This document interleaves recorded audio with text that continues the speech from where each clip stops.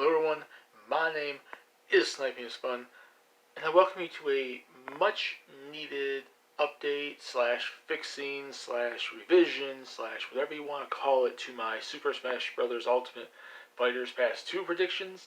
I remember I did a video, if you remember, I did a video about a few weeks ago giving you guys my predictions of how I thought the Fighters Pass was going to go, and I basically said Sora, Crash, Doomguy, Pokemon from Sword and Shield, Travis Touchdown, and Dante. I think that's what I said. Essentially something similar to that effect. Maybe one of those are off.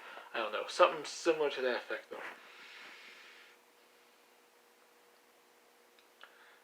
And now I have to change it. With the announcement that ARMS is coming to Smash, everyone's predictions, everyone's speculation has been thrown out the freaking window now. Because a lot of people really didn't speculate on an ARMS character coming to Smash Brothers. And that's both a good and a bad thing, but now it's like people have to change their speculations. People have to change what they're predicting, and that does include me. And that's what this video is all about. It's going to be a quick little update to what, changing it, I think, what they're going to do. And when I say update, I'm also going to talk about who I think they're going to choose for the ARMS character too. So I'm not going to say ARMS rep, but yes, this video right here is going to be an update to my video from like 3 weeks ago or 4 weeks ago when I did my video, basically my initial predictions for the Fighters Pass Volume 2, Season 2, Second Fighters Pass, or whatever you want to call it. The next set of DLC 6 characters. But with that being said, let's get this started so this video's not going on too long. This is going to be my update, Sniping's Fun's update, revision to the Fighters Pass and his predictions, my predictions. Now, first and foremost, I have to, this is what I'm thinking. And I'm going to state later in the video why I'm going to give reasons. But my list has now switched from, more third parties and only one Nintendo character, like I had in my initial one, which was speculated based off the original Fighters Pass, to 3 Nintendo and 3 third party.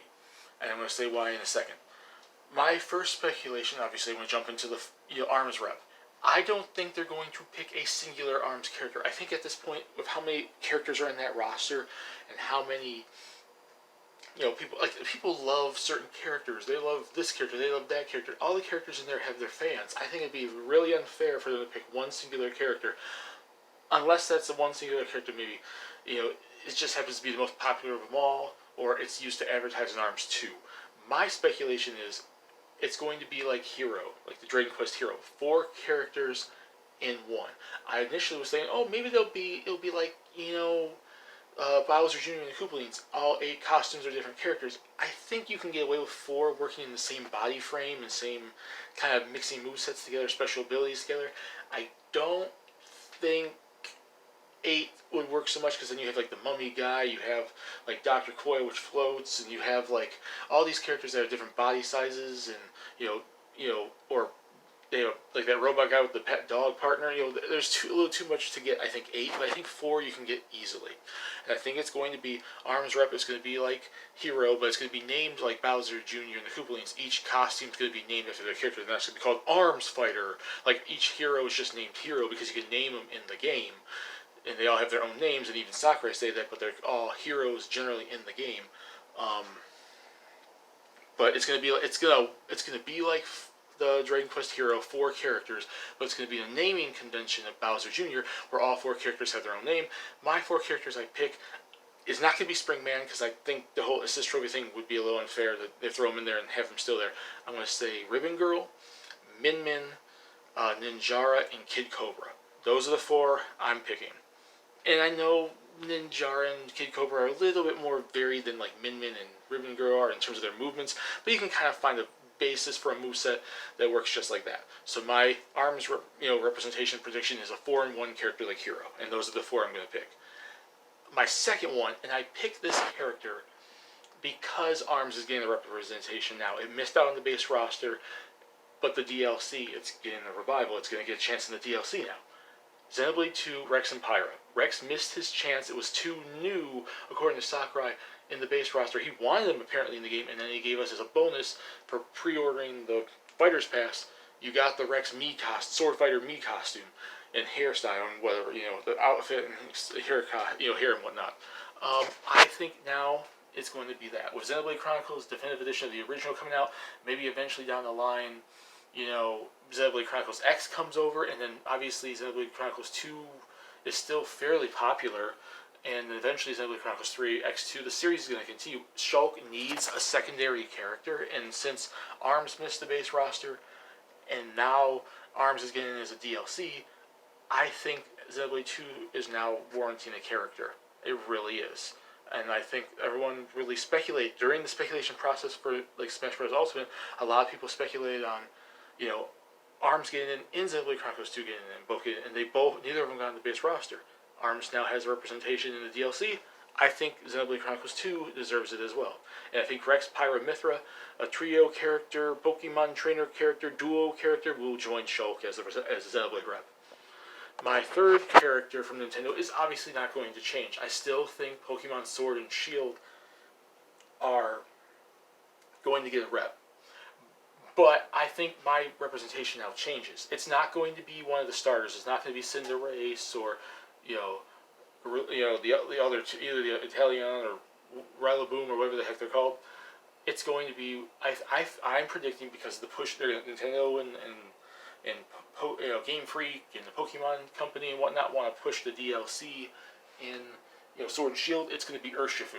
I think we're going to get Urshifu, and it's going to be a mixed fighter moveset, a character with two movesets, and you can switch between them, and they have their own styles, the Rapid Fist style and whatever style.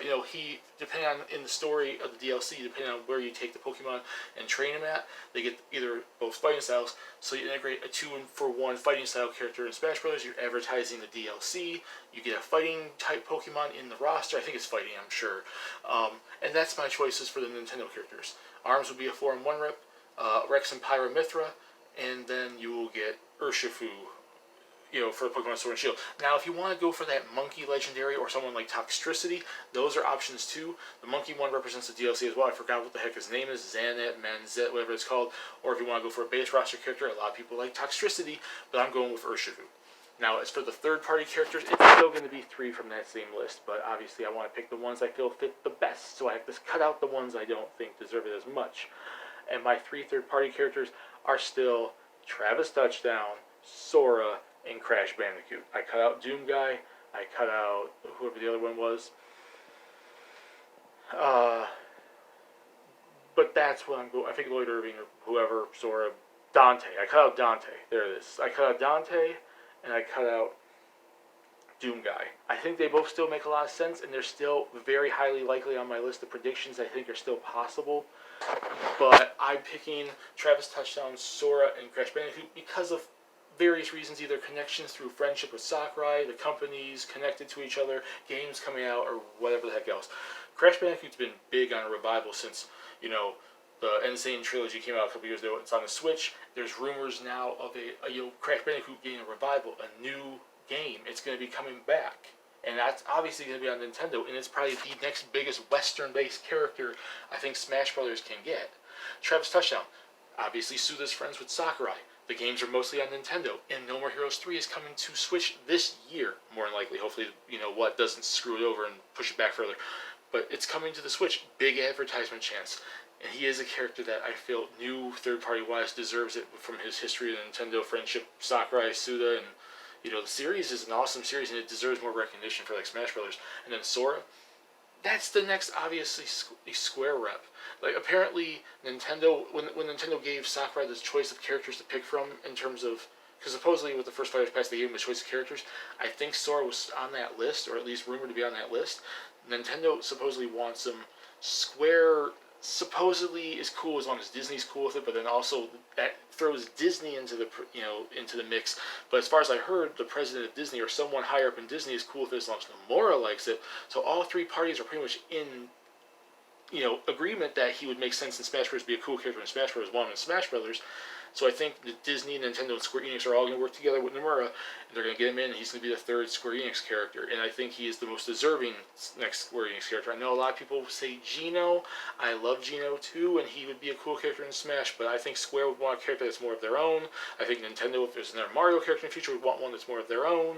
And Sora, there is a history of it on Nintendo, the Kingdom Hearts series, and Kingdom Hearts being in Smash Brothers could push Square Enix to finally bring over Kingdom Hearts 3, finally bring over Kingdom Hearts the story so far, finally bring over more Kingdom Hearts games to Nintendo, which it deserves because the series is loved on Nintendo, and I find it funny most of the games aren't on it when the fan base loves it and wants it.